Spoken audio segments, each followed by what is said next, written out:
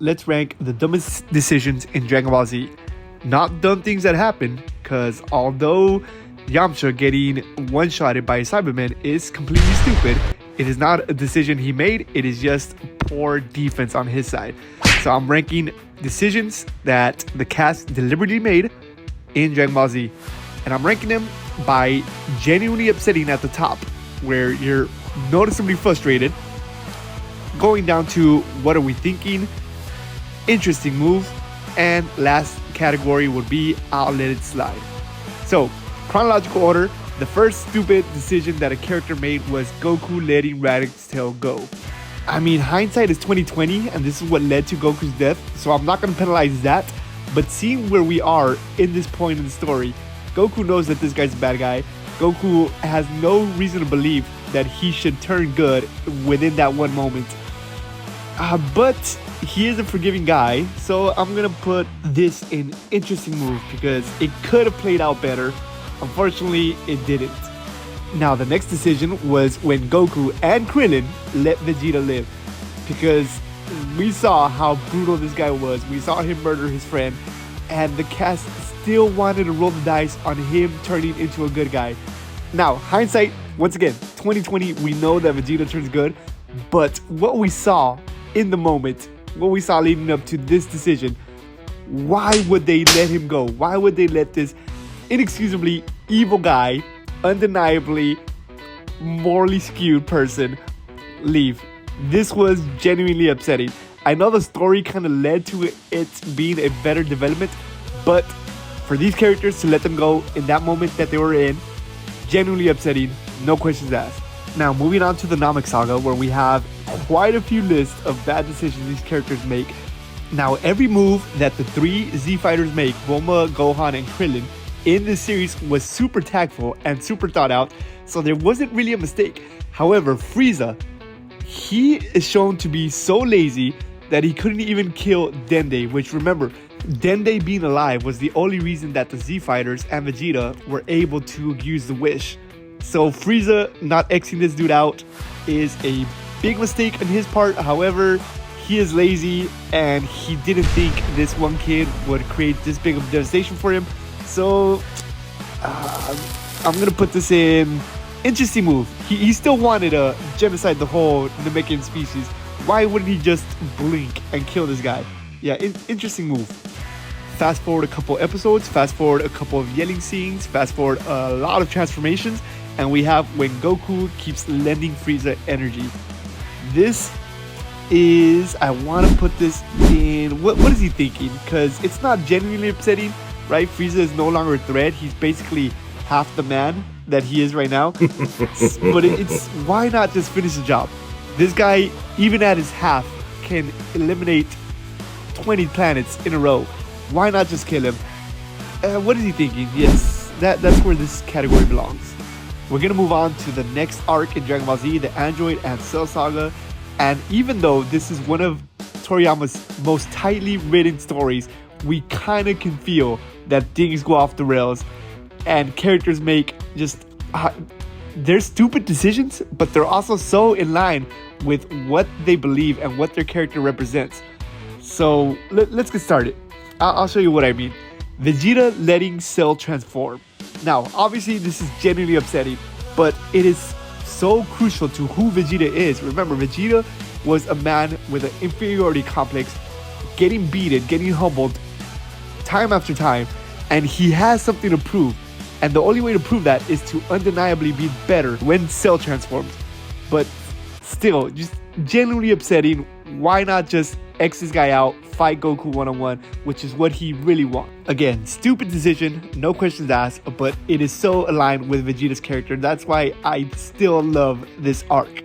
Let's move on. Let's go to when Trunks lets Cell transform, because remember, Vegeta gave Cell his chance, he got kicked out, and Trunks could have also stopped him, and yet he didn't. He didn't for the different reason of Vegeta, still in line with his character, with Trunks' character. He did it because Trunks is a coward. He relies on everybody else to do the work for him. This is a man that's known nothing but death in his timeline, and he needed a way out so bad that he had to go through a different dimension just to stop his villain. And I get it, right? He's desperate for help, and so that's why he himself doesn't actually do the deed, but he has the power. Why not kill Cell himself? It's what is he thinking? I'm gonna put this in the what is he thinking category, because although it's genuinely upsetting and there's a high debate where it does belong there, you can see where a lot of that trauma, more than anything, holds him back. So we'll put Trunks letting Cell transform in the what are you thinking category. Staying in line with letting Cell transform, on the same topic, so many mistakes were made just on this transformation alone. 18 not blowing herself up, Krillin not blowing 18 up. Both of them had a hand in this. Why would they not just pull the trigger and stop Cell from transforming? On 18's side, she'd rather be dead. Anybody would rather be dead than be a part of him. On Krillin's side, you can revive 18 with the Dragon Balls. Why not kill her and do that? Both of them genuinely upsetting. I mean, I get it's in line with their character, but still, make the smart choice. Stop thinking with emotions, start thinking rationally. Shortly after, a rare occasion, we see the villain make a stupid decision, because Cell gives everybody 10 days to train. Since he saw how strong Vegeta got in one day, he said 10 days should give me a good rival. And once again, this is a villain hell-bent on world domination, on galaxy domination. Why not just do the job then? Why give them 10 days to stand up for themselves? On a pure tactical and rational level, if I'm Cell, what am I thinking? Why not just finish the job if that was the job that I was designed for and I wanted in the first place? Let's have a 7-year skip onto the Buu arc, where the first questionable decision I saw was them not helping Gohan kill Deborah. And now let's rate this objectively and as rationally as we can with the information we had at that moment. Remember, the villains that they fought, that Vegeta and Goku fought, were non-threat. Supreme Kai is way weaker than all of these Z fighters put together, and he's hyping up Buu like this monster, yet they're not really proving that he's gonna be this massive villain. So Gohan versus Deborah doesn't really have much weight to it in terms of power. I'm gonna have to let this slide because once again, they could take care of the problem instantly. And yeah, Buu turned out to be stronger than he was, but that's hindsight 2020. Remember, we didn't know that information. And even knowing that information, Goku and Vegeta could have still taken care of Buu right then and there. So them not helping Gohan out, I'm going to put that in let it slide category. It's whatever.